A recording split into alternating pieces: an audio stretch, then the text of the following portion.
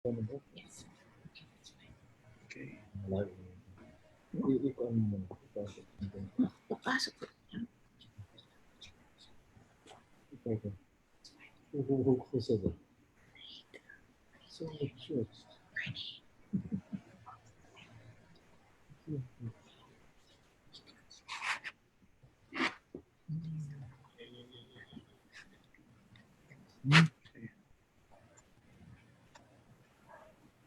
Okay.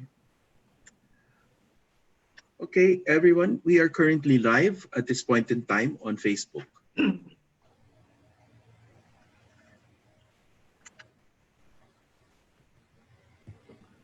Bill, okay na tayo? Okay. Okay na? We can start? Yes. Sir, we Yes, can start? Yes, I'm starting recording now. Okay. Good afternoon, everyone. Welcome to the Kapihan ng Bayan sa UP. For those of us who are joining for the first time, we just would like to let you know that the Kapihan ng Bayan sa UP is a public service project of the UP Alumni Association. The Kapihan ng Bayan sa UP aims to serve as a regular forum for intelligent and constructive discussions of issues that are relevant to our development as a nation. In a democracy, such public discourse is a valuable tool for guiding our national leaders and all citizens as we collectively confront and resolve whatever challenges or issues are posed by these burning issues. So for today, we are very happy to inform you that we have with us an eminent speaker, expert in his field, as we discuss the effects of the COVID pandemic on our economy as a nation and on the global economy as a whole. So as we start our program, we are streaming live in Facebook. So may we call on our Assistant Secretary, Mila de Guzman, to lead us with the ecumenical invocation. Mamila? Mila regrets that she cannot be here this afternoon, okay. so I'm taking over. So we'll have Punch to give us the ecumenical invocation. Yeah, this time. You can remain seated. Okay. Almighty and omnipotent God, we profess our faith and bow to your divine will.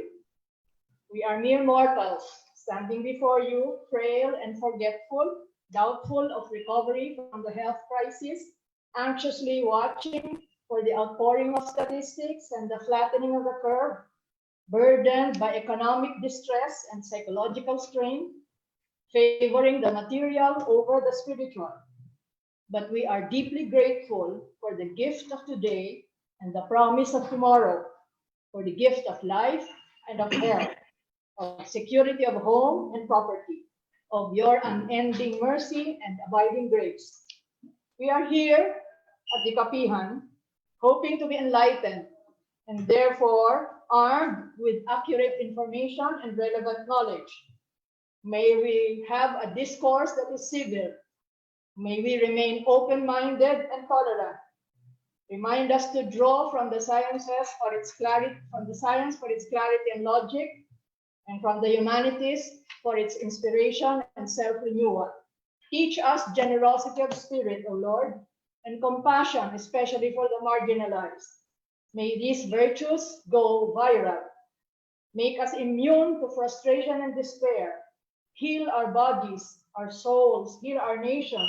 Lead us in the ways of peace. Amen. Amen. Thank you. Can we all stand up for the Philippine National Anthem?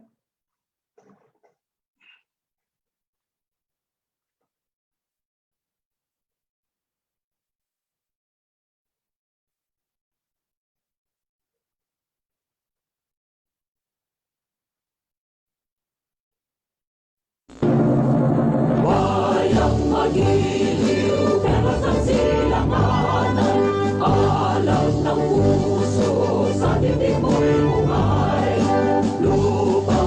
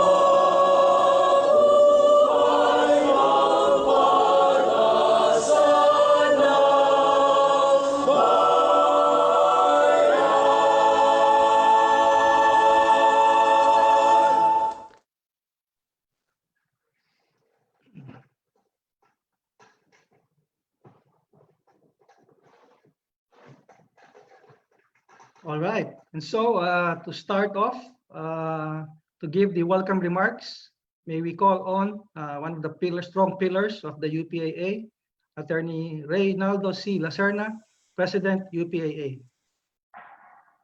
Thank you, Bill. Good afternoon. Welcome to the very first Kapihan ng Bayan sa UP via Zoom video conferencing. As you know, we are unable to hold the Kapihan in our usual physical setup at the Ambahay ng Alumni because of the social distancing precautions that we strictly adhere to help prevent the spread of the deadly COVID-19 virus. We therefore apologize for our inability to serve the usual cups of hot coffee and sandwiches. However, we will serve a hot topic that concerns not only the lives, but also the livelihoods and lifestyles of all Filipinos. COVID-19 and the economy. We have invited a highly respected and authoritative speaker who will share with us his thoughts and insights on this crucial topic. With your participation, we expect a lively and enlightening discussion to follow in the open forum. So let us keep our ears and minds open to fully appreciate the problems and opportunities that may surface from this forum to better plan the course our country and our countrymen should take in order to survive any possible thrive in the face of this terrible crisis. Thank you for joining the eKapihan. Thank you, President Ray. So may we now call on to introduce our guest speaker, former UPAA President, Mr. Robert Arantos.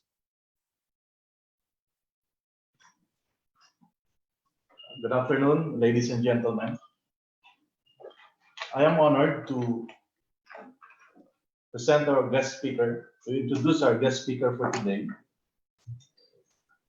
He is Professor Emeritus of Economics, University of the Philippines, and former Secretary of Socio-Economic Planning, National Economic and Development Authority, Philippines.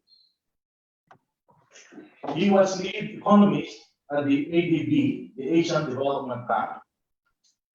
His work, experience, spanned investment line and productivity, economic growth, poverty reduction, education and health, population and development, and the regional economic cooperation in Asia. He was also regional advisor on population and employment policy for Asia and the Pacific with the ILO, the International Labor Organization. He has served as the chair of the Board of Trustees of the University of San Carlos and a director on the board of the Philippine American Academy of Science and Engineering. He is also on the boards of some NGOs involved in education and health concerns and population development. He is a former president of the Philippine Economic Society. He obtained his PhD degree from the University of California, Berkeley on a Ford Foundation scholarship and the Smithsonian Institution dissertation grant. He received the first award as Outstanding Young Scientist for Economics and Social Sciences from the National Academy of Science and Technology. He was chosen by the Philippine American Academy of Science and Engineering, PAASE, for the 2015 Science Lectureship Award. He has been inducted into the PAASE Hall of Honor as of April 2018. He has authored several books and articles in national and international journals. He was an occasional contributor of public interest commentaries in major Philippine and some international print media. Ladies and gentlemen, our speaker, Professor Emeritus Ernesto M. Pernia.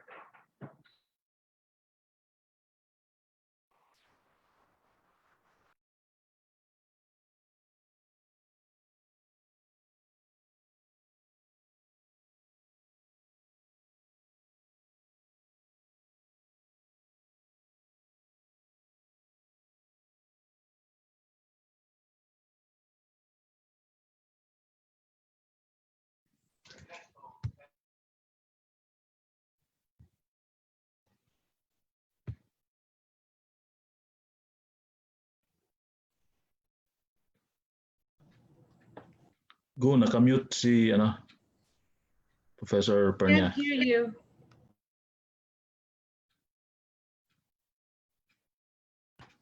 Oh, sorry. So let me, okay, let me start de novo then. So I was saying that this is going to be, I assume this will be an informal discussion so that, we will be free to say whatever we want to say.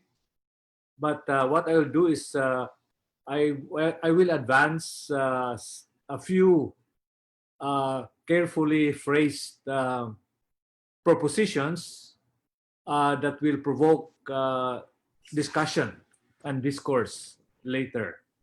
And even you can even interrupt me while I'm giving these statements. Okay, so I think what we have is a perfect storm of dual crisis, health and the economy. And these two things, health and the economy, are interactive. For example, if poor health adversely affects economic productivity, and a bad economy hurts health through livelihoods and incomes of people, especially the less endowed members of Philippine society.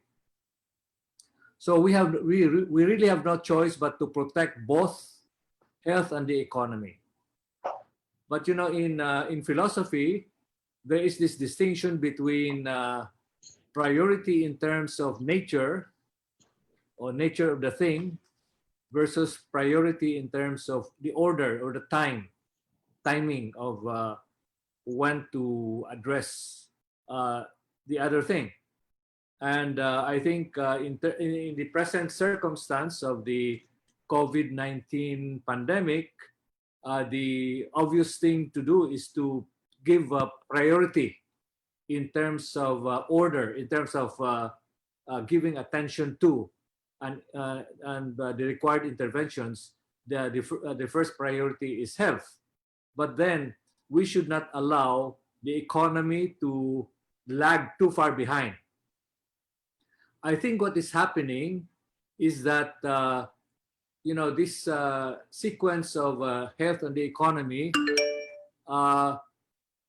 the economy has been lagging too far behind now, and that is because our health system capacity has not really improved very much. It should now be in full throttle because it has been 3 months since we had this since we started lockdown enhanced community quarantine of Luzon, including Metro Manila. But it's already June. We started that lockdown in March. And so 3 months or 2 months, in fact, or maybe even a month, should have been enough for the health system to improve so that we can take care of, of the concerns of people, health concerns of the people, the positive COVID cases, the treatment, the tracing, the testing, treating, and testing, tracing, and treating.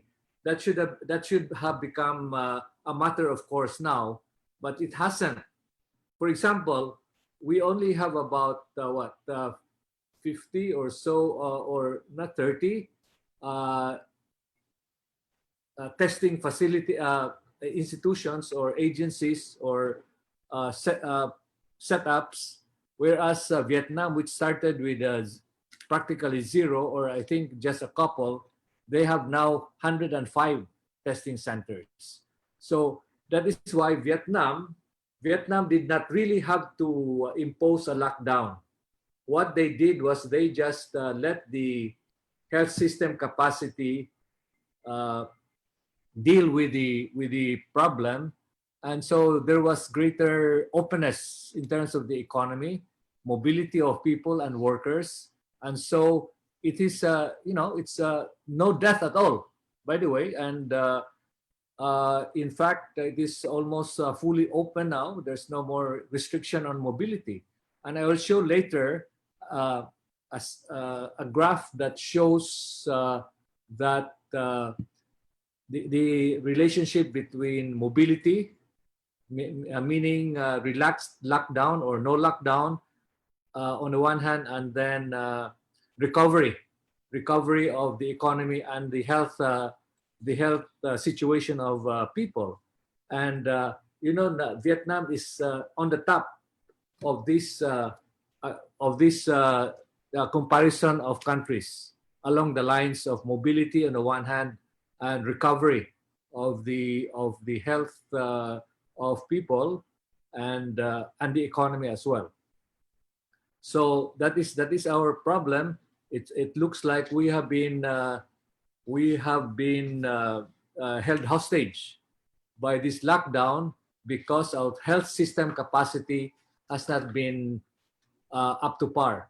It should now be in full throttle, as I've said, but it hasn't yet come to that point. So in last March 27, when I was still in the cabinet, I recommended to the IATF an activity called anticipatory and forward planning, which is really in the territory of NEDA, which I headed then. So the AFP, anticipatory and forward planning. And I'll give you a number of figures here in terms of economic indicators as indicating or reflecting what the COVID pandemic has done to our economy. Okay, the first quarter of 2020, the growth of the economy, we had a negative growth. The economy contracted by 0.2%. And then the projected growth rate for the whole of 2020 is on the order of negative 4% to negative 7% for the full year. And that's really going to be a real recession, a deep recession. In terms of the global economy, it is projected to also shrink by 5.2%, which means that trading will be constrained. Our exports and imports will not be as brisk as it was when there was no this COVID problem. Unemployment rate as of April 2020 shot up to 17.7%, equivalent to about 7.3 7.3 million unemployed warm bodies. Okay, compared with our unemployment rate last year, also April 2019, it was only 5.3%. So it's very steep rise in unemployment rate. And this is really a major problem that is, that we have to address in terms of stimulating the economy. And as I've said, we should really be already increasing the mobility of people by now, and so that we can address this deep unemployment in the economy. Underemployment also shot up from 13, close to 14% in 2019 to 19% in 2020. That's as of April 2020 versus April 2019. Inflation rate was very benign. It went down further from 3.2% in May 2019. It went down to 2.1% in 2020 May. Manufacturing, our manufacturing sector shrunk or contracted by almost 60%. 60% contraction in manufacturing, and that is, those are many. That's manufacturing not only for the domestic market but also for our export markets. So, in fact, within the manufacturing sector, we have some key sectors in terms of the comparative advantage of the Philippine economy, and they shrunk by 90%. These sectors like wood products, leather products, other products that we have a comparative advantage on. Then trade as a whole, in other words, combination of exports and imports, shrunk by 50%. Exports themselves shrunk by 51%, and imports also shrunk or contracted by 63%. So these are really huge, very concerning numbers. In terms of foreign direct investment, it's in February, our foreign direct investment shrunk or contracted by 31.5%. Remittances in March contracted by 4.7%, March 2020. And in terms of the loss of GDP, how much did we lose in terms of gross domestic product or the production of the economy? For 45 days, first 45 days, our economy lost 1.1 trillion. And since we now have 345 days, because we have already we started March, middle of March. Now it's the middle of June, so we already have 90 more 45 plus 9, so 45, 90, so 135 days. So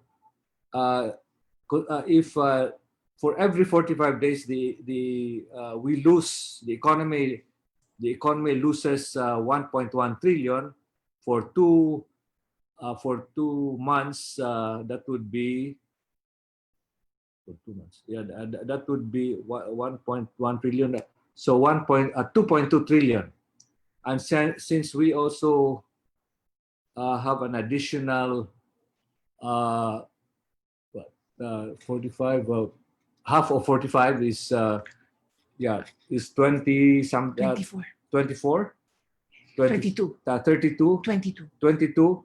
So we would have lost by June 15 a total of the economy would have lost 2.7 8 trillion. Tama? So the 2.2 plus no, 2.6 trillion. 2.6 trillion total loss that the economy has sustained due to this COVID crisis. Okay, so that is the situation, the current situation, and what we need to do, as I've said, we should really already loosen up the lockdown. I was expecting that we would have a modified general community quarantine, but we are stuck with GCQ now, and so there's now no improvement compared with the first last month. So this economic anticipatory and forward planning. The purpose of this, as I've said, this is an IATF activity. The purpose of this is to prepare the economy for recovery and to transition to a new normal. Then, in effect, what we are going to do is to transition from to bayanihan to heal as one, to bayanihan to recover as one. You know, the word bayanihan is a very beautiful, meaningful Tagalog word, which does not exist in the Bisaya language from where I come. And this means, bayanihan means what? Selflessness, generosity, compassion. It means a lot of things. And, helping each other. And I think if our society and the economy really absorbs or adopts the bayanihan spirit, we should our economy and society should be one of the more prosperous economies in Asia. But this bayanihan is better practiced in Vietnam, in Thailand, in Malaysia, in Korea. But here, I think we are short of the bayanihan spirit that we should really be practicing. And this is really essentially just partnering between the private sector and the public sector.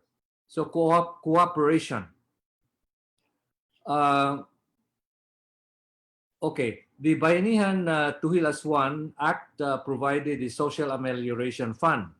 But what really the Bayanihan Act in terms of a side effect, I would consider it side effect, because the purpose was for the president to be able to realign the budget to provide the Social Amelioration Fund. But what really came through because of this the difficulty that Philippine society and the economy are having is a positive externality. We call it in economics positive externality. So the elements of malasakit or solidarity as implied in Bayanihan came together with the private sectors and civil society organizations' magnanimity. We were witness to numerous business corporations and firms, civil society organizations and individuals generously contributing to the COVID-19 response program. This was not expected. I don't think the government expected this, but spontaneously, these private sector corporations contributed magnanimously. Funds and consumable goods, and also various health equipment and supplies, including quarantine facilities and testing centers, they provided. So this highlights the difficulty we are having with COVID-19 highlighted, or it has highlighted a whole of society effort, or it really demonstrated that we can have this bayanihan spirit pala work for us for the good of society. but it would have been better. No, because I think the government cannot possibly do it alone.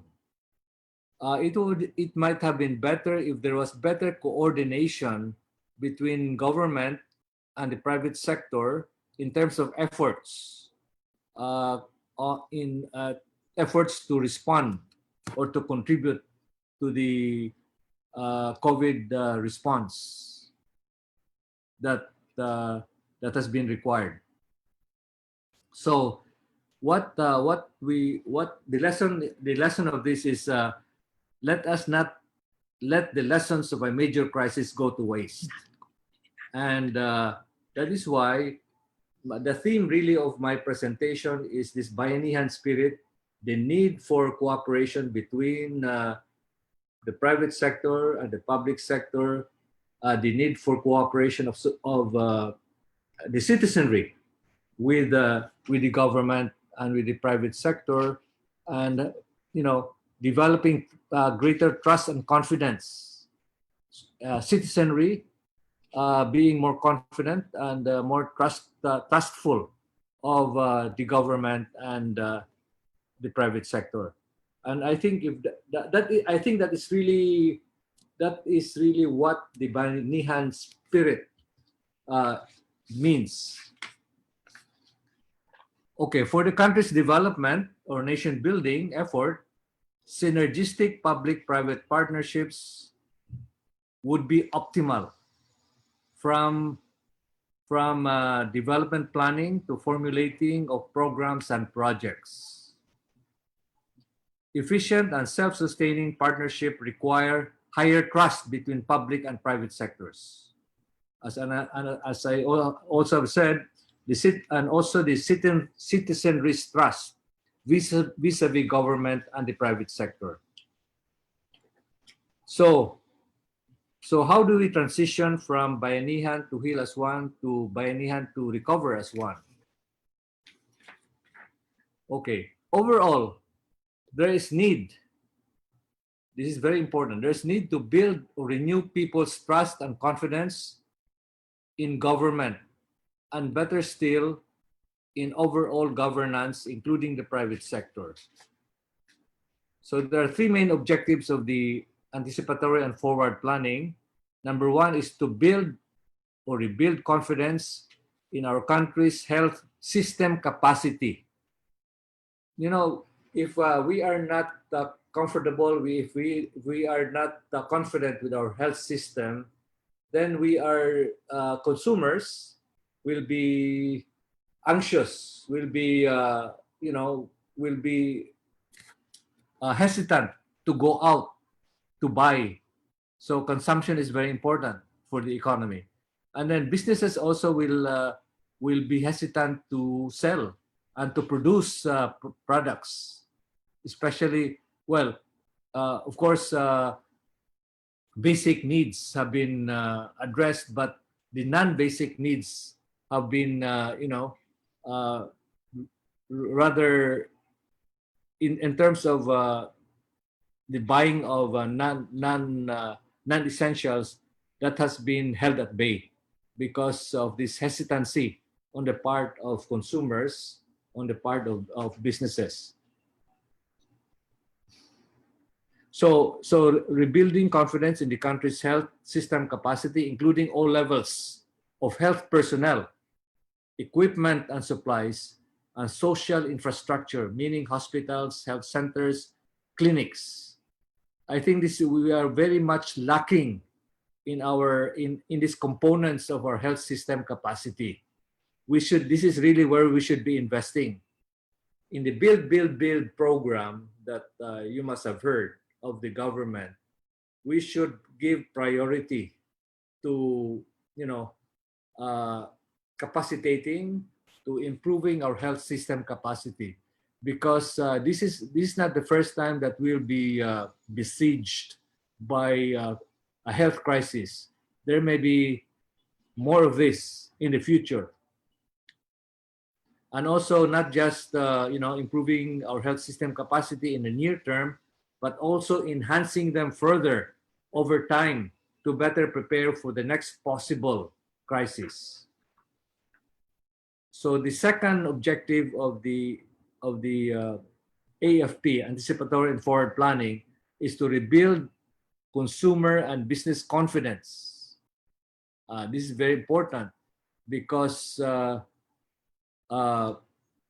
consumption spending, as you know, accounts for about 70% of GDP. So it's the biggest component of GDP. If consumption spending is weak because consumers are not confident about the health system, our health system, in terms of the restrictions on mobility, then there's going to be no incentive for businesses to produce what consumers in general need. Not just basic needs like food, but also non-food and non-basic needs to power the economy.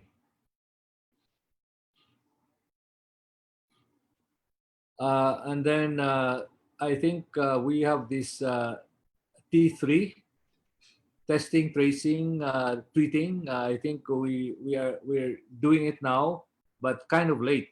But you know, I guess it's never too late to do the T3, testing, tracing, treating program needed, and this is needed to alleviate the fear, the worry, and anxiety among the general public, including consumers, workers, entrepreneurs. As the SWS very recent survey showed, 87% of people are anxious, are worried about the possibility of getting infected. That's why the mobility has been restricted on their part, and also because of the lockdown. And then so as you know, reviving consumer confidence is really indispensable for economic recovery, as consumption, as I've said, accounts for the bulk of GDP. So weak consumer spending would keep business and employment down, and hence the economy in the doldrums. And then the third objective of the anticipatory and forward planning is to recommend policies and programs to adapt to what might be the new normal state of the economy and society.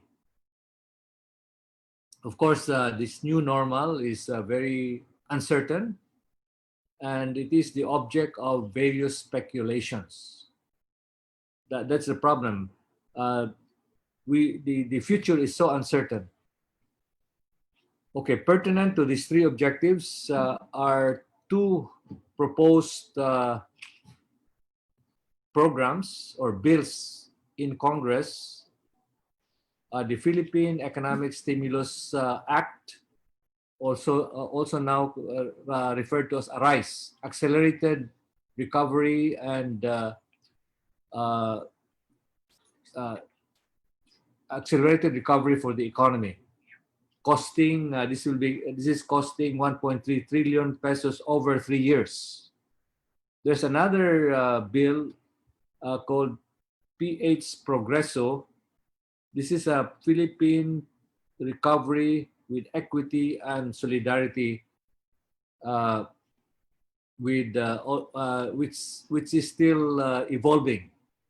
And so I think the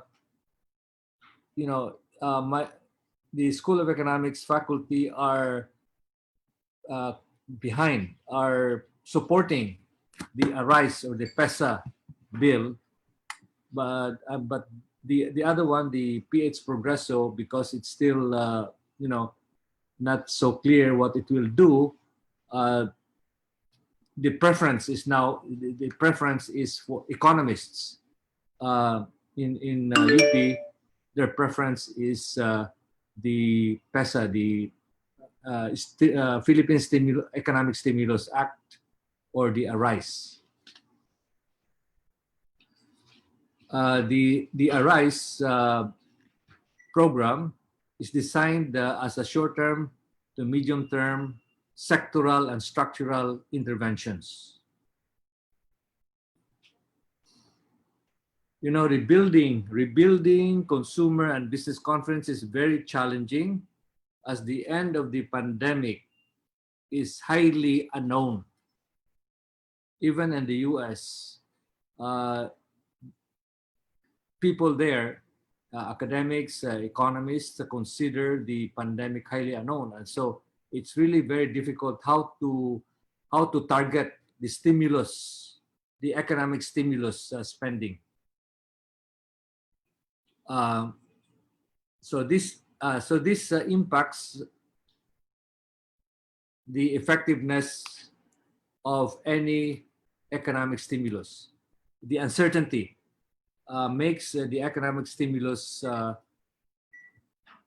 bill, having difficulty how to target is exactly so that it will really bring the biggest buck for the biggest bang for per buck. Okay, let me show you the efficiency and efficacy of lockdowns. And that is the next slide. You can see this next slide. And there are 4 quadrants there. Move up. There are 4 quadrants. So on the lower left quadrant, you have the Philippines there. On the vertical axis is mobility. On the horizontal axis is recovery. And you will see that the Philippines is way down in terms of mobility and recovery, whereas Vietnam is at the top. Vietnam is on the upper right quadrant of this image. You have Vietnam there, and meaning that those countries on the upper right hand of this picture are the ones that are, more greater mobility. They're enjoying greater mobility, more relaxed lockdown or no lockdown at all, and yet they are recovering faster compared with those on the lower left quadrant where the Philippines is. Indonesia, I think, also there, and some other countries. Whereas on the right-hand lower quadrant, you have other countries there that are they have low mobility and low recovery, and the worst off are those with the one on the left quadrant, upper left upper quadrant, and these are high mobility and yet low recovery. So this is really a lesson, I think, that our policymakers should have looked at in terms of this lockdown thing, because our lockdown, as has been said in the media, our Philippine lockdown has been one of the most stringent, the strictest, the most restrictive lockdown, and it's not paying off for us. So that is the story there. So let me conclude. Let me conclude by saying that the anticipatory and forward planning exercise ties nicely with the Philippine Development Plan 2017 to 2022, of which the pillars are malasakit or solidarity, or strengthening the social fabric, pagbabago, or inequality reducing transformation of the economy, and patuloy na pagunlad, or enhancing the economy's growth potential.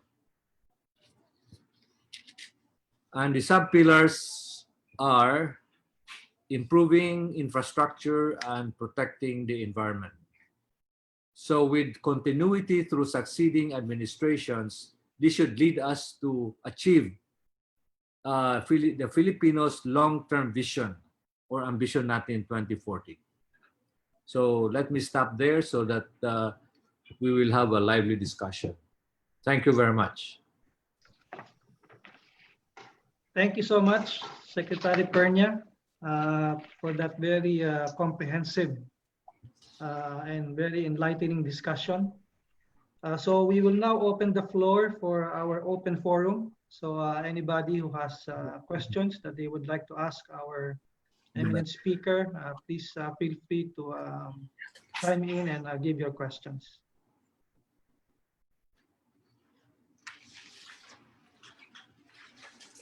Hi. So I think when you ask your question, if you can just identify yourself first, so that we can record it as well. Thank you. Hello, this is Ray Kipit. Hello, Ray. Yeah. Yeah, I'd like to. Hi, Dr. Ernie. Yes. I'd just like to know what the effect is on the economy regarding the social amelioration fund that was released, about 250 billion. That's supposed to stoke up the consumption expenditures, right? Yes. They were targeted to the poor, around 18 million poor families. But there was a problem of distribution. Yeah, because instead of letting the local governments handle the distribution, I think the DSWD tried to do it from the central or centrally controlled distribution.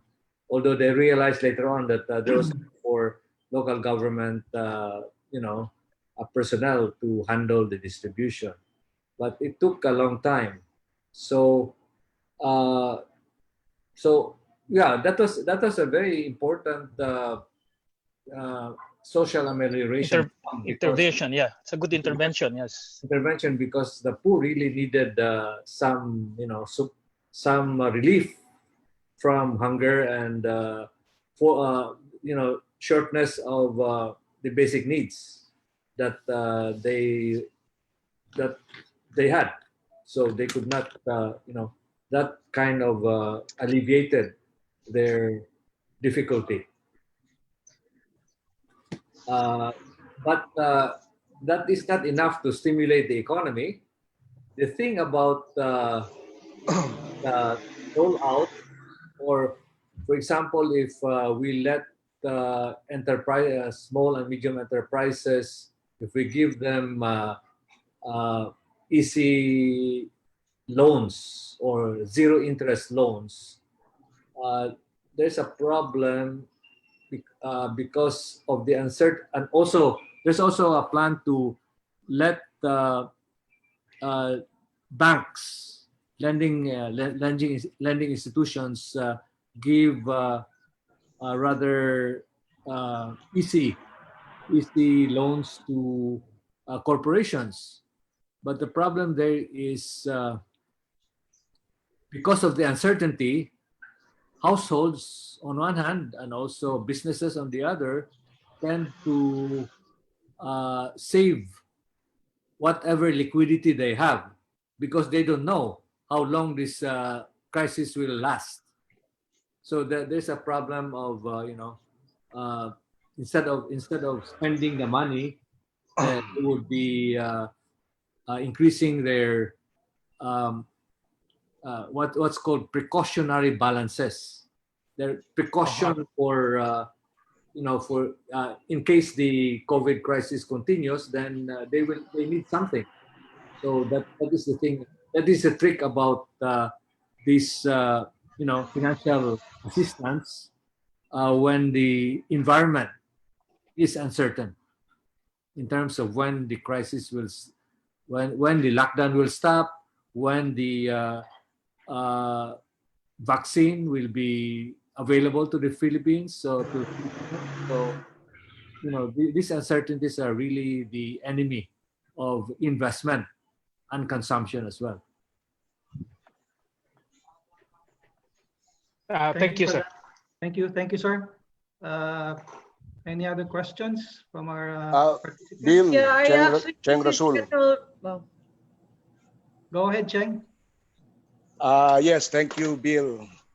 Professor Pernia, I have two questions. I hope you don't mind. No, I don't mind. I am a First, first I read in the news that the second stimulus package, I think it's called Bayanihan Package 2, was not certified as urgent by Malacanang. I was wondering why. Because if they can certify the anti-terror bill as urgent, why not the stimulus package? Second question regarding remittances. You know, I'm now helping one of the Philippine banks in their remittance business abroad. And in the Middle East, you mentioned that remittances as of March went down by 4%. 4.7. Yeah, but you know, our figures, it's much worse than that. We're seeing 40 to 50% reduction. So I wonder what will the effect be on GDP or consumption in the Philippines? Thank you. Well, as you know, remittances are a source of spending by households, especially the lower income households who are the recipients of these remittances. Yes. So without the remittances, then consumption spending of many households would be constrained. And at the same time, part of these remittances are also invested by some households in the local economies, small and medium enterprises, any kind of income earning economic activity they are engaged in. And well, more importantly, they are also used to fund education and healthcare for the children. So it's a very important component. The thing is, we have really become very dependent on remittances. As you know, overseas employment or sending workers overseas was supposed to be a stopgap measure during the Marcos regime, but it has become permanent, and it has become a regular source of foreign exchange.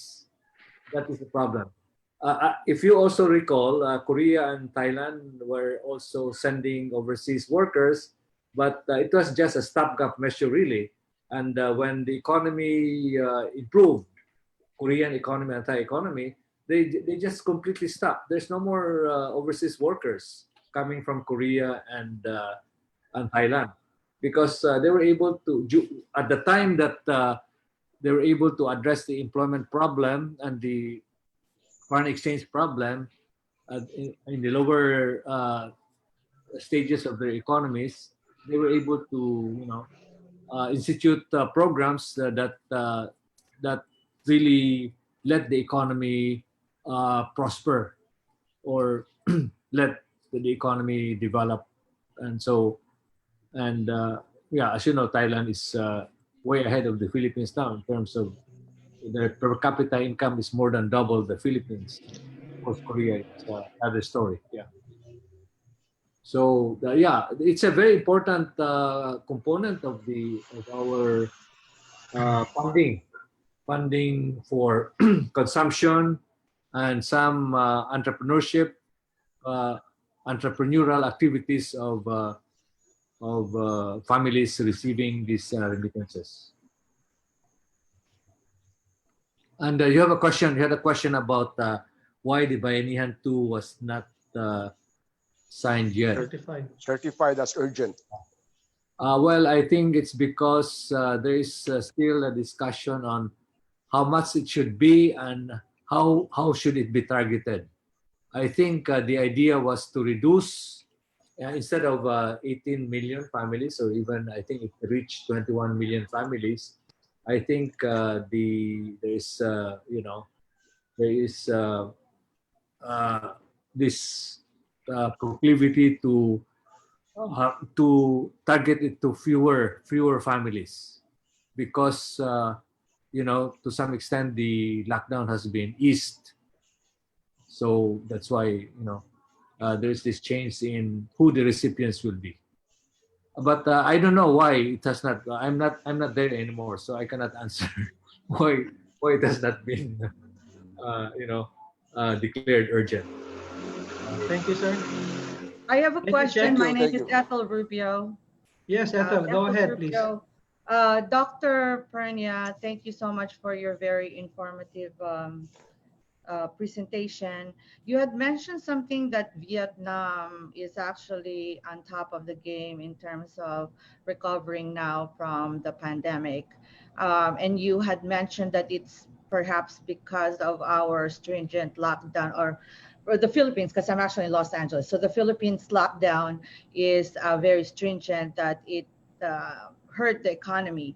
So to what point do you think that we can emulate what Vietnam is doing now that's right, that will help the Philippines recover? Well, I think what Vietnam did was right away when when the COVID thing erupted, they strengthened their health system capacity. They increased their testing centers and other social infrastructure, hospitals and quarantine facilities, and so there was no need for them to do a lockdown. So that's why there was no problem with mobility. Well, the indicator there is mobility. So meaning that easier movement of people and not they're not it's not a stay home kind of thing that what we have to do here in the Philippines, staying home. In other words, workers were almost regular in their employment places in getting a movement from house to employment places. So that is what Vietnam did. I mean, and Vietnam is not as big as the Philippine population. It's about 95 million, I think. Vietnam. It's also a large population, but of course one advantage of Vietnam is it's a centrally planned economy, and so it's easier for things to get done as long as the leaders are doing the right decisions, and the right programs. So you're saying it's actually the accessibility of the testing materials and Yes. also the rollout makes a big difference because of the system of government that they have. Yeah, yeah. I think the health system capacity is very important for the economy, for society to recover, for society to recover to regular life, and for the economy to recover to the usual economic activities. So last question in terms of dovetailing to that. So were you surprised at all that Vietnam had performed that well, or was you already knew about this because you know about their healthcare infrastructure from the get-go? Well, when I learned about this some time ago, but then when I learned about it, I was really amazed at how Vietnam could do it. So, and compared with the way we have handled the situation, so it's a kind of it's very amazing how Vietnam did it. Thank you, Dr. Pernia. Thank you, Ethel. A question, Leo Hernandez. Go ahead, Leo. Yeah, I'm Leo Hernandez from College of BA and also Public Ad. Yeah, Secretary Pernia, Yes. there is info that the first defense of COVID-19 is the home. I'm just wondering how come we don't hear from the Department of Health to be aware of this particular defense, like sanitation in the home, take turmeric with lemon and tea, and make sure that the clothes you wear outside, you put it outside in the garage and not put it inside your home, the shoes, and so on and so forth. So is this the reason also why other countries have very, very low casualty? Because they look at their home as the first defense of line of defense. Can you comment on this? Thank you. Yeah, I guess that's one part of it. Well, you know, in our in our situation, the you know, our health system is grappling with the bigger problems, not so much the micro or household level defenses or household level ways of avoiding infection, but they have been dealing more with the macro and higher level of the problem. So I think that's the reason. I've heard those things mentioned, like washing. I think washing your hands and you know, several times a day and that kind of thing. But you're right. They have not been telling households and people about taking turmeric and you know, those things. Bill? Thank you, Leo. Bill? Any other questions Bill? from our participants? Hello, Bill? Yes. can I speak?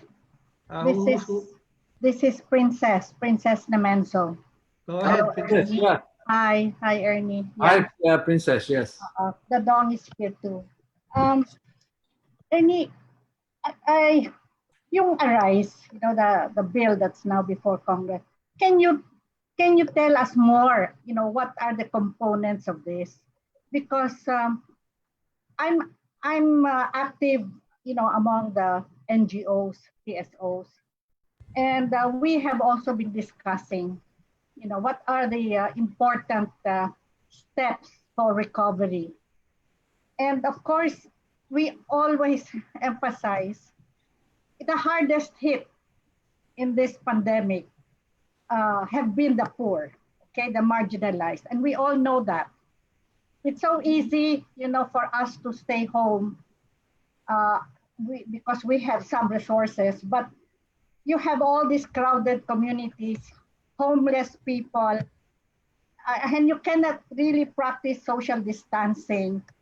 And you cannot really be saying, you know, when water is also quite scarce and very expensive in those places.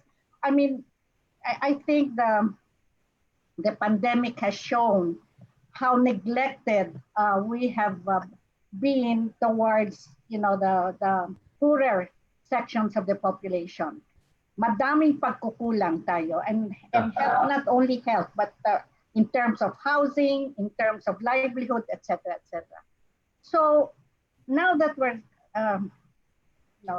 talking about recovery, to us the immediate thing is how to put money, you know, into people's hands.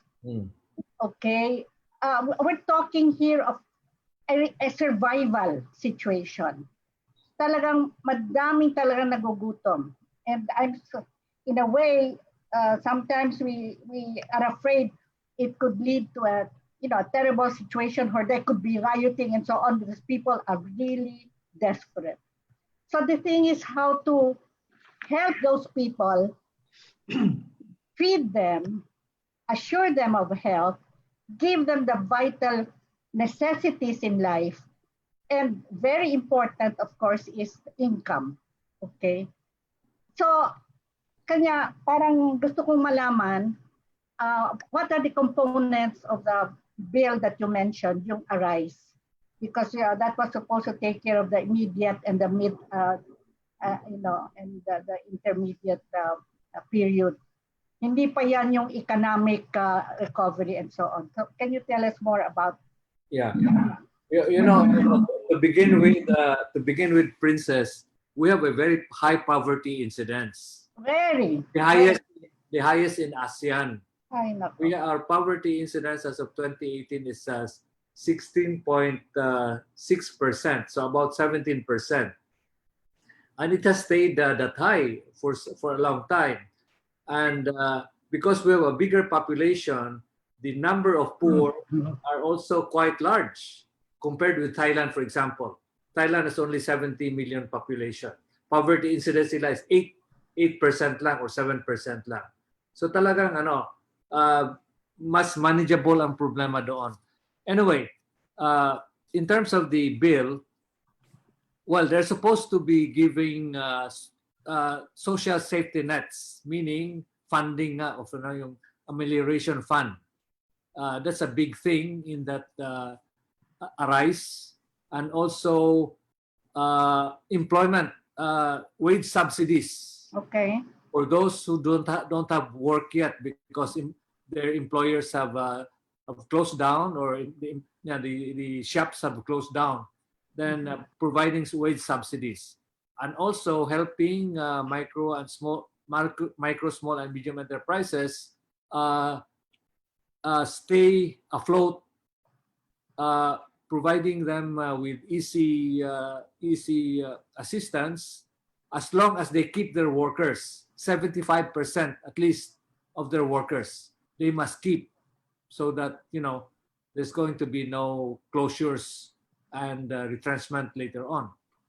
So that's the important part, as you mentioned, because we have a lot of poor people and a lot of unemployed people. So that's very important.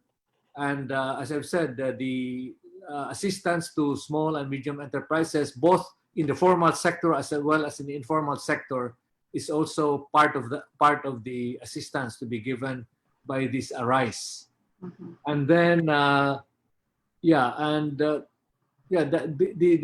concentration is really on providing amelioration fund for those who don't have money, providing them the income as you were mentioning, because they don't have. And then the poor also, the poor workers who are not able to get salaries or wages this time, they're provided the wage subsidies. And to provide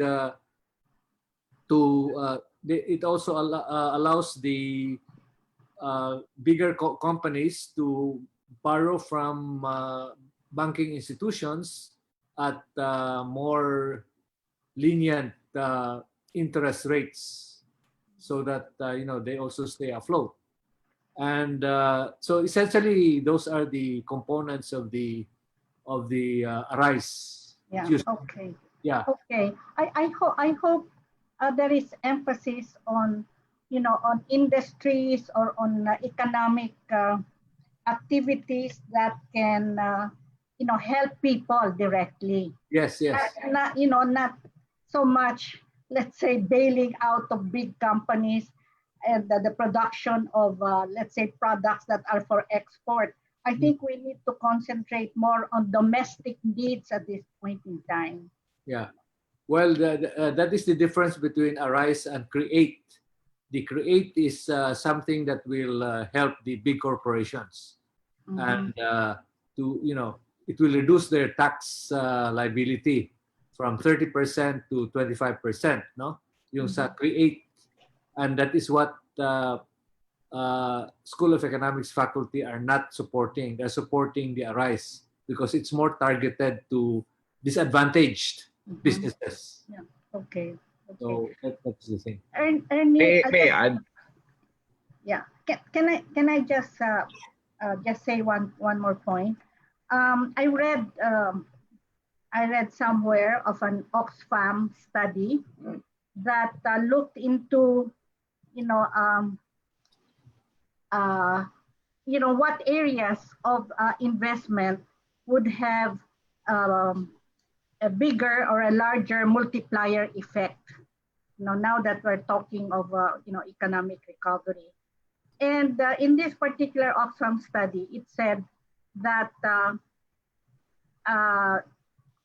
the areas where they would have more economic multiplier effect would be investments in healthcare, investments, okay, disaster preparedness, clean energy infrastructure, and even on research and development, rather than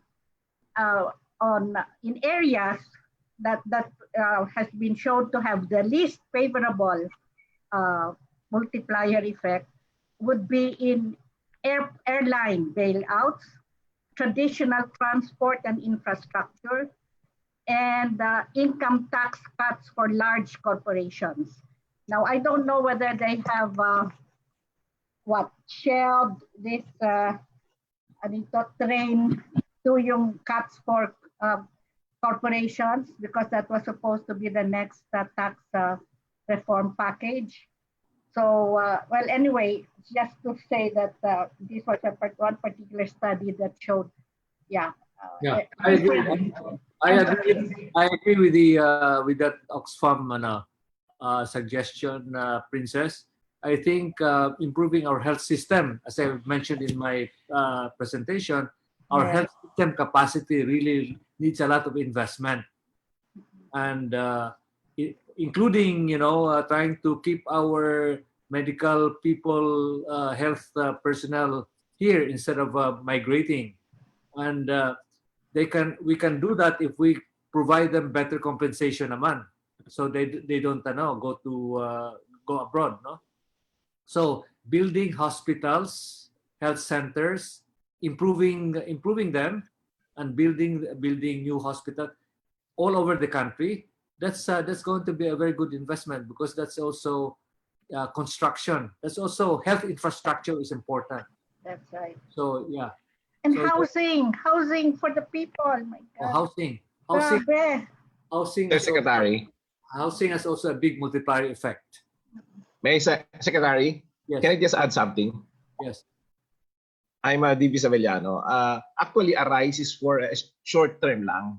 No, sure. Kasi it will be used for three years.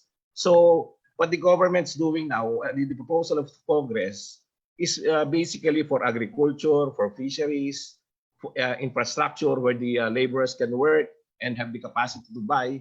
So bali pang short term lang to, because that's what they need now. Yeah. And I have a question also for Secretary regarding yung you were talking about economies. Is they're always saying that agriculture is the backbone of the economy. Pero if you look at it, parang we don't have enough support in supporting the farmers. Yeah. And why I'm saying this, because if you look at our the balance of trade, yung importation natin napakalaki and yung export natin napakaliit. So I think those should be we should have a program for that para we can create more employment. Kasi in agriculture, in 45 days you can produce something and sell it. May pera ka na. Especially in fishing, which is, I think that's what we're very way behind to other countries. Sa fishing, if you have the equipments or a boat that can go beyond the where the Chinese goes, we can get something in one day, so we can produce for something and have income. So I think yun ang isang kulang natin. We're not going back to basic. It's only now that we're going back to basic. Like we were going to, like now what the government's doing, we're introducing backyard gardening, di ba? Yeah. And some people like yung before we have the home economics, where we learn how to cook, how to preserve. Pero ngayon bumabalik na tayo dun eh. So yun ang nakikita mo isang kulang din. And for direction. Yeah. No, I agree with you, Bill. Sige. Yeah. Sige. No, I'm DV. Well, we really DB Sevillano. we need to resuscitate our agriculture. Agriculture has been neglected for a long time, and because of the low productivity of agriculture, a lot of people are moving out of agriculture and going to the cities, trying to look for employment. No, kasi Mr. Secretary. agriculture used to contribute about 20 to 25% of the economy of GDP. Now it's down to 9%. Kaya nga. And that's because, we have neglected agriculture. And it's growing only, it has been growing at what? 2% at most. In fact, there was it had negative growth in the first quarter of 2020. So, that's the situation in agriculture, and I agree with you in terms of investing more in agriculture. We should have done that a long time ago. Yeah, because Mr. Secretary, the direction is when we need something, and I'd say we're lacking chicken. What's the best thing that the government can do? Import. We're not developing the production side. So I think that's the most important thing. We should develop where the raw material is. Yeah. Rather than just import. So kailangan may direction. So that is why I mentioned earlier that there should really be closer public sector, private sector partnership, so that the private sector doing poultry and other agricultural activities can be encouraged, can be supported where the support is needed. So yeah, I agree with you. Thank you, Kamsat DB. Thank you. Very timely question, especially now, sir, that we are pushing the Balik Probinsya program as well, no, for some of our people to decongest the cities. But you cannot go to Balik Probinsya if you don't have some. I would not be excited about this Balik Probinsya program. They tried to do that during Magsaysay. The problem with that is you bring them back to the probinsya, they don't find anything to do there, they will come back here. So that's not going to be successful. That's a kind of very parang a knee-jerk reaction to congestion in Metro Manila. The thing to do is to invest to improve infrastructure in the provinces. Improve infrastructure so that there will be more investments there, employment opportunities will be generated, and that will keep mga provincianos, including myself. Sir Secretary. From the so yes, sir. They will keep me there, in the province rather than come to Manila. So parang putting the cart before the horse ito eh. Yeah, Mr. Secretary. Dalhin mo na sila doon. Anong gagawin nila? Babalik lang sila dito. Magbakasyon lang sila because libre ang pamasahe. So yes, Mr. Secretary, I agree. Pero yun nga. By the way, sige. Yeah. Kasi I think when we plan, we should look at the whole thing, what we produce. Like kung titingnan mo, what are the things that we're producing in the Philippines? What are the things that we're importing? Then when you see things that we're importing that we can produce in the Philippines, dapat inaano natin yun. We should minimize and start doing the production side. Yeah. So we will not import. Then if you do that, you will be creating more employment. And the farmers will not go to Manila, but they have to till their land. Diba? Yes. Right. If you look at our Philippine Development Plan 2017-2022, it's all full of very good proposals, but they're not being carried out. So, I think it's the best medium-term plan so far, the Philippine Development Plan 2017-2022, which was led by NEDA in terms of the crafting of the plan. That is something we can be proud of during my term when I was there. Yes. Thank you, sir. Thank you, DB. Any other participants who may want to raise questions? Robert. Robert, go ahead. Yes, Professor. Yes, sure. Si Robert po ito, Robert Aranton. Hi, Robert. Yeah. Itong sinabi ninyo na intertwined ang economy and then the health, di ba? Talagang interlink yan sila. So, ang tinitignan kong model na maganda, yung preventive, no? Preventive model ng sa health issues. Like for example, the model in Cuba. I think during the start of the Duterte administration, meron silang pinadalang team pumunta ang Cuba to study the health yung health system in Cuba. Is that, can we have it applied here in the Philippines, especially on this In fact, what's the name now of the first health secretary? Ano na? Cabral. Secretary Cabral. No. Under Duterte. Ubial. She went to Cuba to learn about the health system in Cuba, but her stay in the cabinet was short-lived, as you know.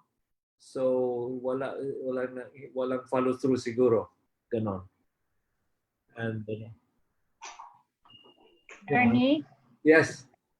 Yeah, nagkaroon ng pilot project on the Cuban model. Yes. That was set sa Agusan yata. Pero saan ba yung ano? Anyway, pero wala nang narinig after that. It was just a pilot project. Yeah. But now we have a universal healthcare law. Yes. Maganda, but it hasn't had enough time to, kick off.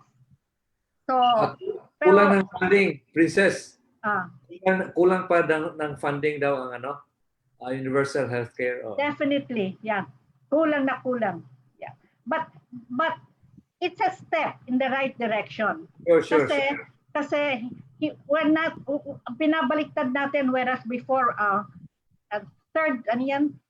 tertiary level healthcare ang emphasis natin, lahat specialization, hospitals lang.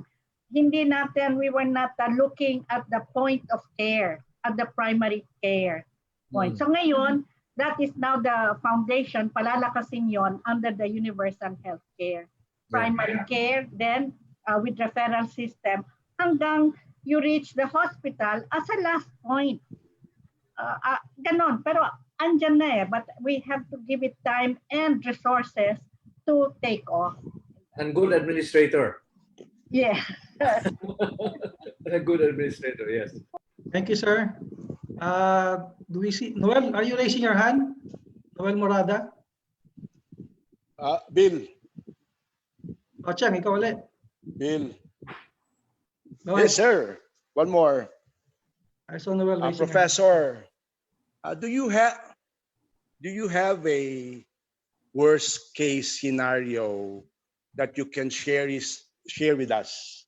Like assuming our government does not, manage or properly or eradicate the pandemic situation, what's your worst case scenario? That would include not getting the vaccine, no? Not getting the vaccine. Well, the economy will continue to hobble. Will continue to hobble into next year. Okay.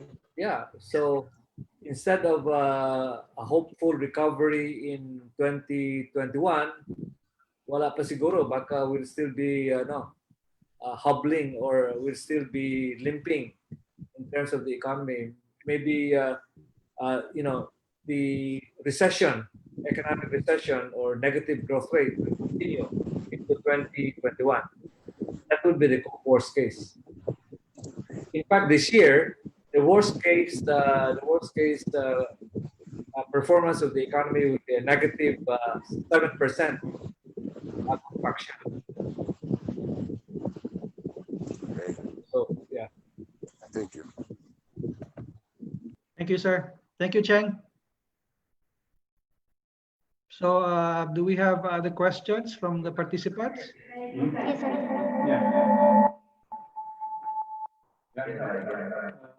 Yeah, Ray, Go ahead, keep it. President Can I? Ray.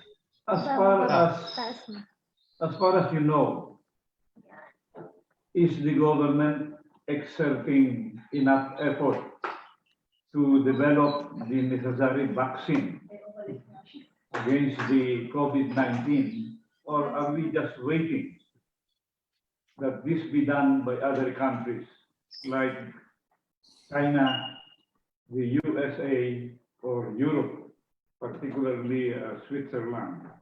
Are we just waiting, or are we exerting effort to develop the necessary vaccine? No, I think we are cooperating in letting some Filipinos be guinea pigs being participating in the trials. I think 150. There was some mention in the news before that 150. about 150 Filipinos. 150 Filipinos were going to participate in the trials, in the vaccine trials. And there are so many pharmaceutical companies involved in developing the vaccine, and it turns out that there are so many Filipino scientists involved. Not here, not in the Philippines, but those abroad, Filipinos abroad, scientists who are involved in the development of the vaccine. And I was telling my scientist friends in UP that we should contact them and make sure that we are not last in the queue in terms of the availability of the vaccine when it becomes operational. So in other words, parang they can help us siguro bring us closer to the front of the queue. Kasi when this vaccine will be available, there will be so many queuing up to get the vaccine. But if we have the help of some Filipino scientists who are involved in the development of the vaccine, that might help. Thank you, sir. We have a question from Ray. Keep it. Go ahead, Ray. Yes. Doc, going back to the universal health system, I distinctly remember that one of the sources of funding for that would be the sin taxes, right? That's why they increased the sin taxes. Yes. Now, I was just wondering why during the pandemic lockdown, these were the products that were also locked down. And actually, there was a reduction in the sin taxes. I mean, there was a reduction in the revenue coming from the sin taxes. Maybe because there was, there was less smoking. Because, as I've said earlier, because of the uncertainty as far as the future of this pandemic is concerned, people are also trying to, precautionary. They need precautionary fund, precautionary savings. So that if this crisis drags on, then they will have something instead of smoking. Yes, I understand. Yeah, burning their savings. Their money. Yeah, yes. That's what happened. Okay, thank you. Thank you, Ray. As we mentioned earlier, Secretary Pernia, we're also streaming live in Facebook, and we have a question from one of our participants there. It comes from Love Gregory, and this is her question. A lot of people have started online businesses, and the number has boomed to cope as its way to cope with their reduced income due to the lockdown. What are your thoughts on the recent decision of the BIR to require these online businesses to register and pay taxes? I think that's part of the question. Well, I think it's unfortunate, especially these small online businesses. We should let them let them flourish muna. Maybe the big ones like Lazada and Shopee. Yeah, these big ones, they can be subjected to taxation, but not the small ones. Kasi, in other words, you are nipping in the bud some entrepreneurial activity in doing business with online selling. So that would be unfortunate. That is my view on that. Thank you, sir. So we go back to our Zoom participants. Do you have any other questions from our Zoom participants? Hello, Gian. Yes. Hi. Gian, go ahead. Go ahead, Gian. Okay, Dr. Pernia, thank you for your presentation and for UPAA for the Kapihan. I'd just like to ask regarding the your second main objective for the advancing anticipatory and forward planning. Can you expound, Dr. Pernia, how can government rebuild consumer and business confidence considering uncertainties that we have with the COVID pandemic? Well, the first thing really that needs to be done is to build their confidence in our health system. Kasi if people have confidence in our health system, then they'll be more relaxed in terms of mobility, in terms of going out, instead of in terms of spending their money. So that's one. The other thing is this anticipatory and forward planning. We did a survey of consumers and businesses to get their sentiments about what they're going to do in the near term, in the immediate future, as well as in the near term. And we got a number of replies, and that is we have analyzed those replies, and from there we are able to get some inputs as to how to make them to build or rebuild their confidence, not just in the health system but also in business, in consumption spending. So that is what has been done. Thank you, sir. Thank you, Thank you, Doctor. Gian, for that question. We go back to our FB Live. We have another question here from our FB Live participant from Irma Tan. Her question is, what are your thoughts on banks now limiting their loans for auto purchases and home acquisition? As I've said, that is the result of precautionary savings.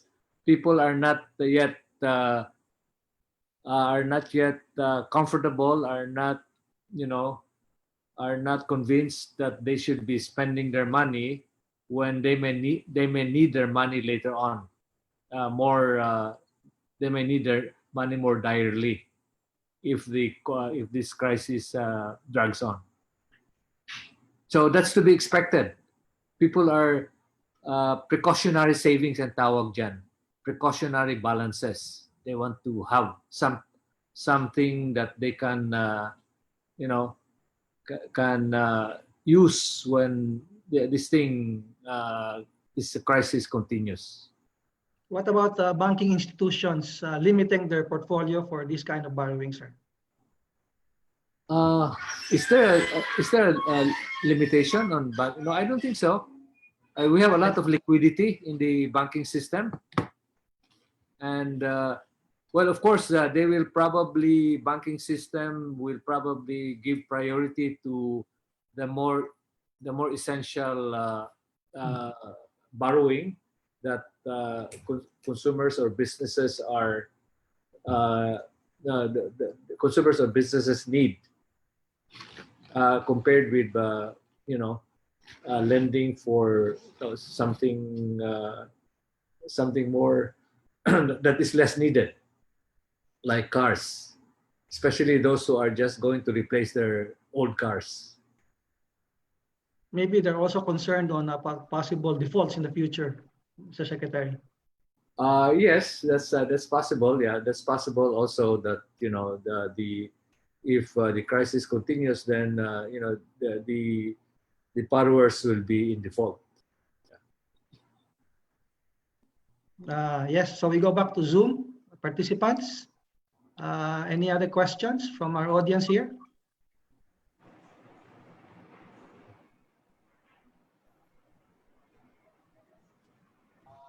Hello. Yes. Hello. Yes. Hello, Doc. Who's on the line?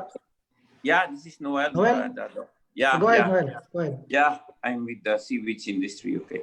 Anyway, Doc, I'm just trying to figure out that in other countries like Thailand, one of the response during the crisis is to reduce taxes, like real estate, they reduce it by 90%, to free up more money to the economy.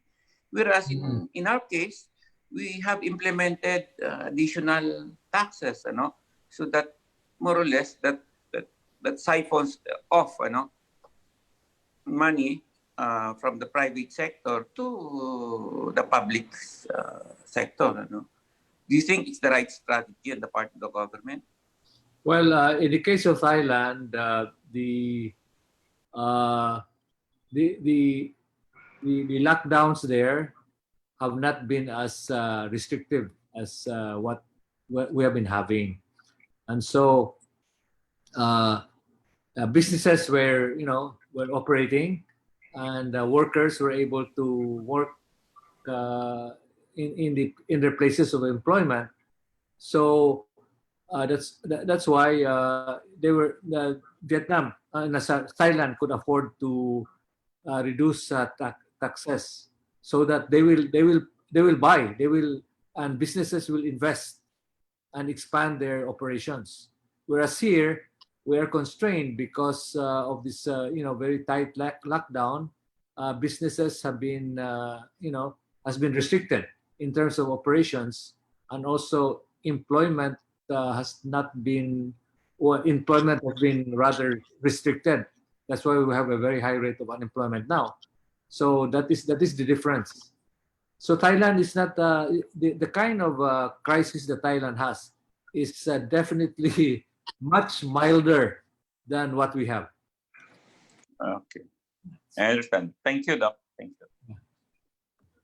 Thank you, Noel. Thank you, sir.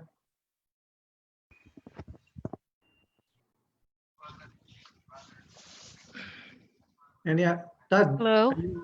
Yes. Hi, my name is MC. I just want Yes, go to ahead. Hi, MC. ask Dr. Pernia. I just want to ask, what's your take on this ayuda thing? Because I find it very inefficient as a tool to help the people. How come we didn't just give cash vouchers to each barangay, and how did it lead to the goods and ayuda? Is there a reason why the government supported this instead of the more like a cash endowment program? Honestly, I'm not familiar with this ayuda. What is this ayuda, by the way? Huh? That's the SAP. That's the Social Amelioration Fund. Yes, they're giving rice, canned goods, and people are just stocking it up in their cupboards. And I don't think it's really. I mean, people Okay. just really need to eat and get to access the local markets and all, just to sustain their living, right? So Yeah. Yeah. What the SAP has done is to give cash, right? So you are saying that it's better for that program to provide vouchers. because I see in the local government units na they refer to ayuda as like they receive chicken, egg, and rice and sardines. Well, no, the main the main support to those who need families that are in need. It's mainly it's cash of about 5,000 for those outside Metro Manila, and 8,000 for those in Metro Manila. That is what I understand the SAP it has been doing or had done. Okay. So this is so the rice, canned goods are from LGUs. Yeah, I think the canned goods, these are from private donors. And These are LGUs also. Yeah, LGUs. You're right. LGUs supplemented. So the cash giveaway dole outs to the low income families has been supplemented by local governments that have the capacity to provide this supplementary assistance, and also private sector. San Miguel, for example, has been distributing all kinds of goodies, food, as well as alcohol and other things that are needed by households during this time of the pandemic. Because I remember in Japan there was this coordination with the private. Everything was cash when it comes to disaster. So it was illegal or not allowed to give out goods as donation. Here, if there's a lockdown, then maybe goods provided by the private sector, donors, or LGUs, it also helps. But the SAP principally is in terms of cash. Thank you, sir. Yeah. Thank you, MC. Thank you, MC. So any other questions from our audience in our Zoom participants? I have a question, Bill. Tad, go ahead. Yes, sir. I'm Tad Alviso from the UPAA board. Hello. Hi, sir. There's an idea about currency devaluation. Will that the rationale being it would improve or make the peso more valued as against other currencies, improve exports, shield the local enterprises from imports. Would that be an option, or is that too complicated to consider even? I have not heard Jokno talk about devaluation.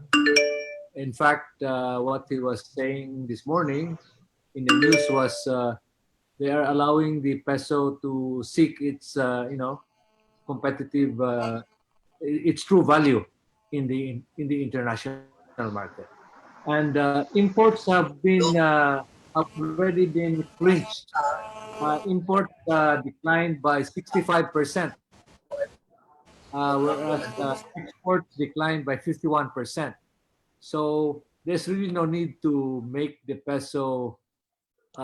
There's no need for devaluing or depreciating the peso, because exports are likely to be on hold for some time, and imports are already contracting quite heavily. So I don't see the point about devaluation. Thank you, sir. Thank you, Tad. Thank you. Thank you. Yeah.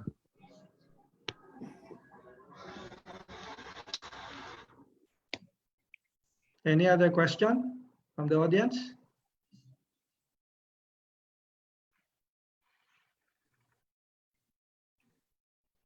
So while we're still waiting for questions, Can I have one more? Secretary, can I just ask this question? Sure. Well, they say hindsight is 2020, but given what we have seen in the last 90 days, what could have we done differently to address this COVID pandemic? That's the first question. And the second one is, would it have made a difference had we banned the travel of Chinese travelers to the country early January or early February, sir? Thank you. Well, on the second question, I agree with you that we should have banned.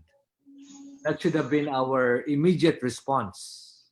not allowing them in, because I think that is how it started in the first place. And the first question is what we could have done better. As I've said in my talk earlier, we should really have rapidly improved our health system capacity. It's not infeasible because Vietnam was able to do it, Thailand was able to do it. Why not us? Maybe we are more financially constrained, but there has to be a way of improving our health system capacity. If we had done that, then this lockdown would have been less imperative. Maybe there will be some lockdown, but lockdown for 90 days. 90 days na, no? 90 Yes, days. 90 days. It's too long and also very restrictive. So, in fact, I was hoping that the lockdown for Metro Manila would already be eased a bit starting today or yesterday. But it's going to stay as is, GCQ. So, well, that is the thing that we could have done. Secretary? Yes. And Go ahead. the other thing Can I is, ask a question? yeah, Ted, sure. Go ahead. Ted Go ahead. Herbosa po. This is Ted Herbosa. No, one of the things I did as Executive Vice President was I wrote Secretary Nograles and Secretary Duque. I was asking that we already construct the PGH Diliman at early on and in late March when the IATF was starting. Yeah. Because it would have been the approach that Vietnam took. They built hospitals, and the Yeah. hospitals were permanent. They were not temporary facilities Yes. like what we built. That letter I sent, pero I did not get an answer. I wasn't joking. I said, we were going to fund it. Remember, Secretary, you also you were helping us get that approved. In fact, para sa NEDA board na siya, di ba? Yes. No. We had it. The feasibility study was financed by NEDA funds. Correct. By NEDA. Correct. So And I was also pushing for that to get started already. Sayang. So, I don't know what happened. I mean, Sir, wala eh. Well, hindi nila, I don't know. They thought probably I was joking. But I think that would have been a better one to build that hospital. Yeah. And imagine if they built that, and just like China, they built 1,000-bed hospitals in 10 days ba? Sabi ko, if we can't do it ourselves, let's ask the Chinese to help us. That was my solution. That was my contributed solution. What did you think of that? Yeah, we started to talk about this hospital 2017 pa, I think. No? Yes, sir. 2017. So something should have already risen, from the ground by this time, or in time for this crisis. But that is what I'm coming up with a book titled Virtuous Impatience. I think that our problem is we don't have a sense of urgency. That's one thing. Compared with other countries in ASEAN, they have a sense of urgency. Tayo parang patient, tolerant, very forbearing, pwede na, bukas na lang, tunod na lang. So yun ang natin parang mindset. So we really need instead of vicious patience, we need virtuous impatience.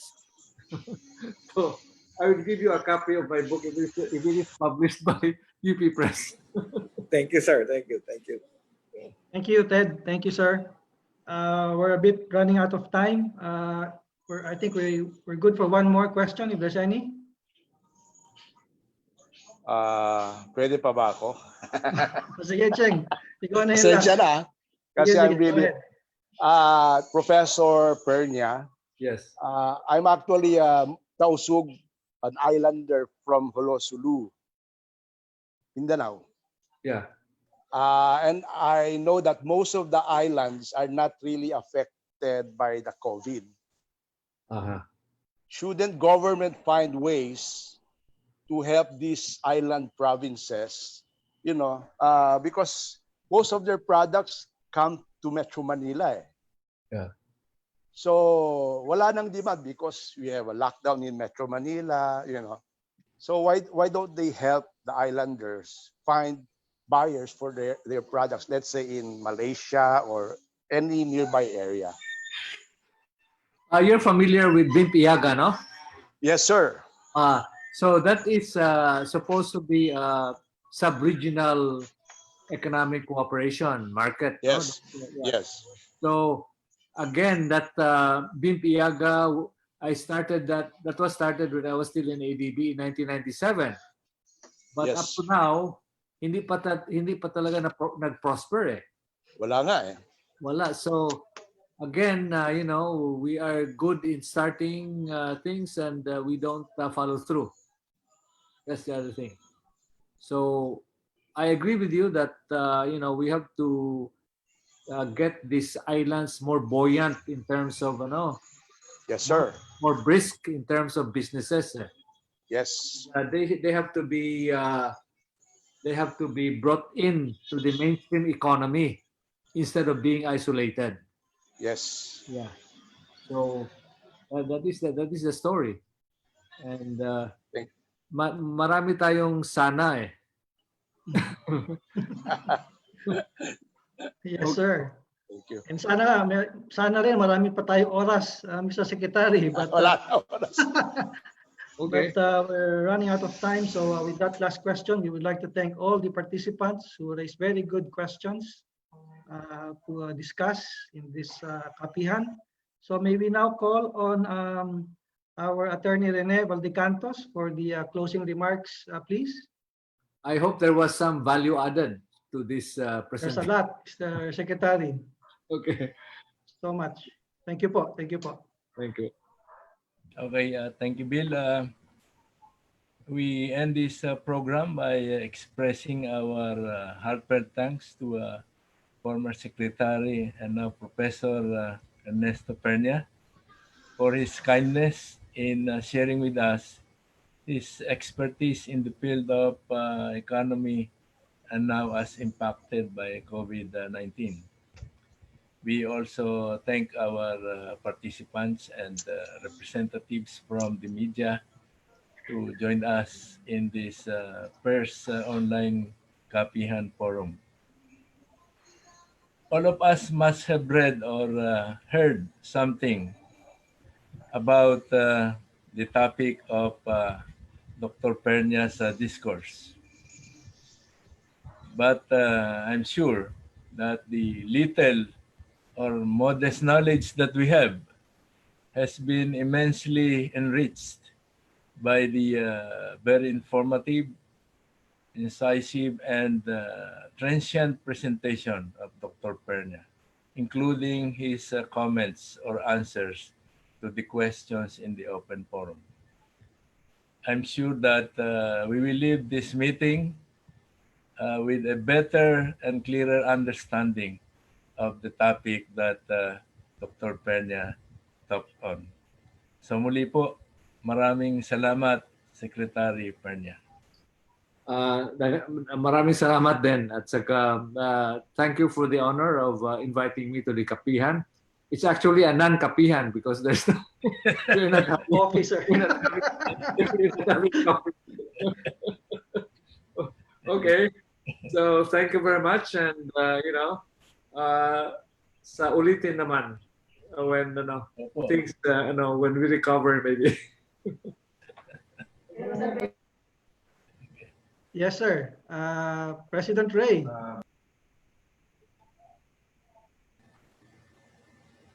Naka-mute si President Ray. Certificate of appreciation to Dr.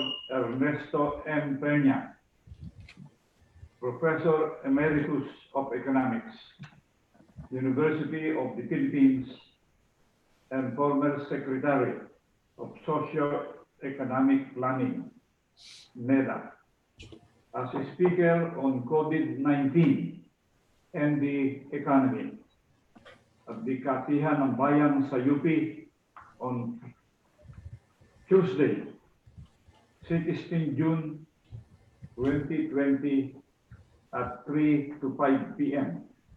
Attested,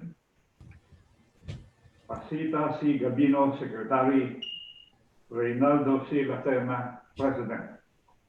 Dr. Pernia, in addition, as another token of appreciation, we would like to present to you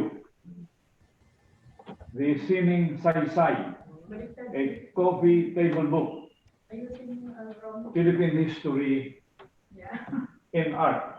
Yes. Yeah. Thank you very much. Thank you very much also. Thank you very much. Thank you very much. Thank you, sir. Thank We you. will just Thank have a you. virtual clap for you. Thank you, sir. Next time it will be real Kapihan. Yes, sir. Yeah. Thank you so much, sir. Thank you for all the participants. We had close to 80 participants today. And as we close our first online Kapihan, we would like to wish everybody well, and we hope that you will all be safe with your respective families and loved ones. Thank you, sir. Thank you very much, sir. Thank you also very much. Thank you very much. Thank you very much.